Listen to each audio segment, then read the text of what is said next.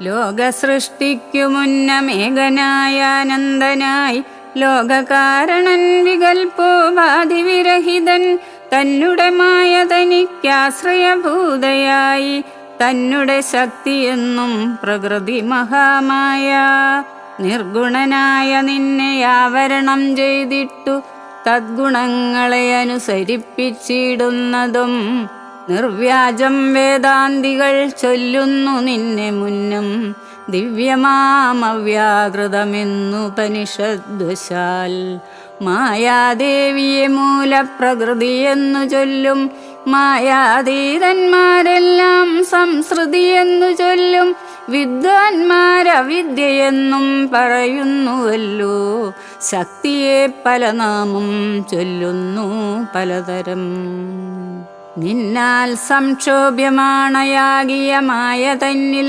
നിന്നുണ്ടായി വന്നു മഹത്തത്വമെന്നല്ലോ ചൊല്ലൂ നിന്നുടെ നിയോഗത്താൽ മഹത്തത്വത്തിങ്കലേ നിന്നുണ്ടായി വന്നു പുനരഹങ്കാരവും പുരാ മഹത്തത്വവും അഹങ്കാരവും സംസാരവും മഹദ്വേദികളേവം മൂന്നായി ചൊല്ലിയിടുന്നു സാത്വികം രാജസവും താമസമെന്നീ വണ്ണം വേദ്യമായി ചമഞ്ഞിതു മൂന്നുമെന്നറിഞ്ഞാലും താമസത്തിങ്കൽ നിന്നു സൂക്ഷ്മ തന്മാത്രകളും ഭൂമിപൂർവക സ്ഥൂല പഞ്ചഭൂതവും പിന്നെ രാജസത്തിങ്കൽ നിന്നുണ്ടായതിന്ദ്രിയങ്ങളും തേജോരൂപങ്ങളായ ദൈവതങ്ങളും പിന്നെ സാത്വികത്തിങ്കൽ നിന്നു മനസ്സുമുണ്ടായി വന്നു സൂത്രരൂപകം ലിംഗമവറ്റിൽ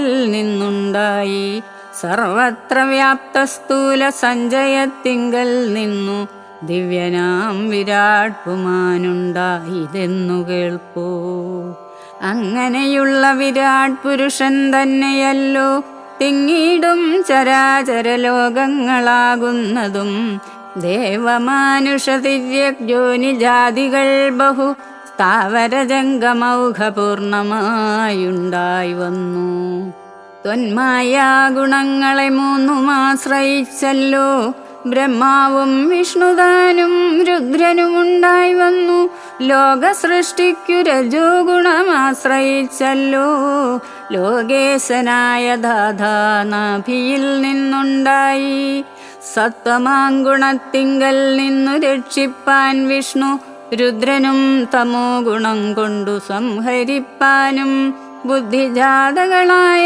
വൃത്തികൾ ഗുണത്രയം നിത്യമംശിച്ചു ജാഗ്രൽ സ്വപ്നവും സുഷുപ്തിയും ഇവറ്റിനെല്ലാം സാക്ഷിയായ ചിന്മയൻ ഭവാൻ നിവൃത്തൻ നിത്യനേകനവ്യയനല്ലോ നാഥ യാതൊരു കാലം സൃഷ്ടി ചെയ്യുവാനിച്ഛിച്ചു ഭവാൻ മോദമോടപ്പോൾ അംഗീകരിച്ചു മായ തന്നെ തന്മൂലം ഗുണവാനെപ്പോലെയായിതു ഭവാൻ ത്വന്മഹാമായ രണ്ടു വിധമായി വന്നാളല്ലോ വിദ്യയും അവിദ്യയും എന്നുള്ള ഭേദാഖ്യയാ വിദ്യയെന്നല്ലോ ചൊല്ലു നിവൃത്തി നിരതന്മാർ അവിദ്യാവശന്മാരായി വർത്തിച്ചിടിന ജനം പ്രവൃത്തി നിരതന്മാരെന്നത്രേ ഭേദമുള്ളൂ വേദാന്തവാക്യാർത്ഥ വേദികളായി സമന്മാരായി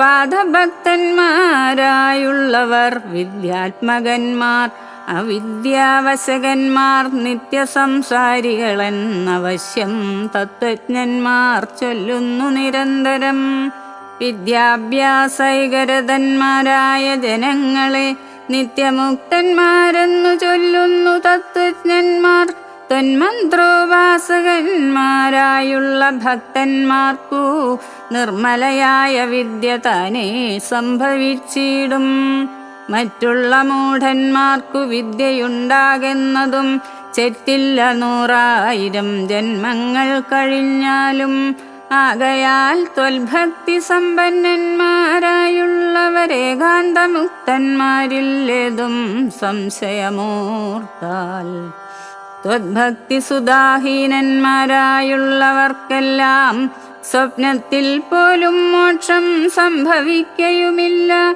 ശ്രീരാമ രഘുപതേ കേവലജ്ഞാനമൂർത്തേ, ശ്രീരമണാത്മാരാമ കാരുണ്യാമൃതസിന്ധോ.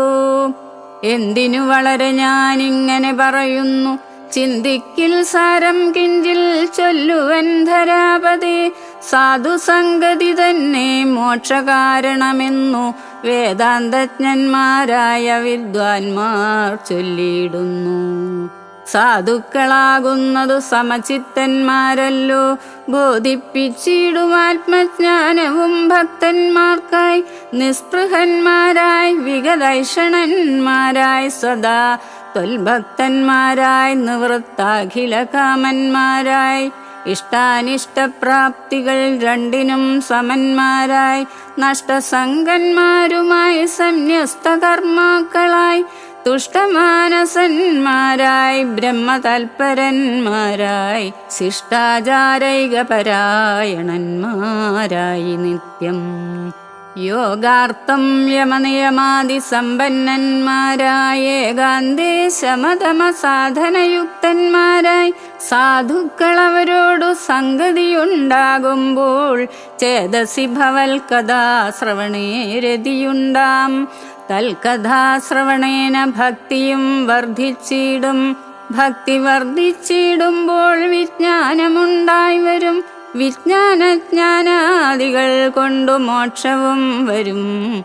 ആകയാൽ ത്വദ്ഭക്തിയും നിങ്കലേ പ്രേമവായ്പും. രാഘവ സദാ ഭവിക്കേണമേ ദയാനിധേ, ത്വൽപാദാബ്ജങ്ങളിലും ത്വൽഭക്തന്മാരിലുമെന്നുൾപ്പൂവിൽ ഭക്തി പുനരെപ്പോഴുമുണ്ടാകണം. ഇന്നല്ലോ സഫലമായി വന്നിതു മമ ജന്മ, ഇന്നു മൽക്രതുക്കളും വന്നിതു സഫലമായി.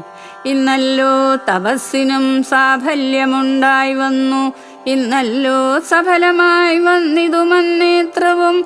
സീതയാ സാർദ്ധം ഹൃദി വസിക്ക സദാ ഭവാൻ, സീതാവല്ലഭ ജഗന്നായക ദാശരഥേ. നടക്കുമ്പോഴും ഇരിക്കുമ്പോഴും ഒരിടത്തു, കിടക്കുമ്പോഴും ഭുജിക്കുമ്പോഴും എന്നു വേണ്ട, നാനാ കർമ്മങ്ങൾ അനുഷ്ഠിക്കുമ്പോൾ സദാകാലം മാനസേ ഭവദ്രൂപം തോന്നണം ദയാംബുദേ.